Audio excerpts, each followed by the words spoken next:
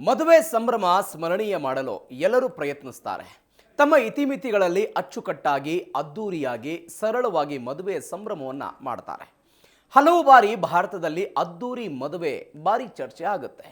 ಇದೀಗ ಪಂಜಾಬ್ನಲ್ಲಿ ನಡೆದ ಮದುವೆ ಭಾರಿ ಸದ್ದು ಮಾಡ್ತಿದೆ.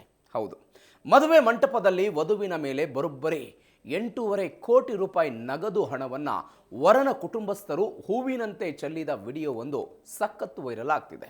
ವರ ಹಾಗೂ ವಧು ವೇದಿಕೆಯ ಮೇಲಿದ್ರೆ ಸುತ್ತಲೂ ನಿಂತ ವರನ ಕುಟುಂಬಸ್ಥರು ನೋಟುಗಳ ಕಂತೆಗಳನ್ನು ವಧುವಿನ ಮೇಲೆ ಎಸೆದಿದ್ದಾರೆ. ಚೀಲದಲ್ಲಿ ನೋಟನ್ನ ತಂದು ವಧುವಿನ ಮೇಲೆ ಚೆಲ್ಲಿಬಿಟ್ಟಿದ್ದಾರೆ.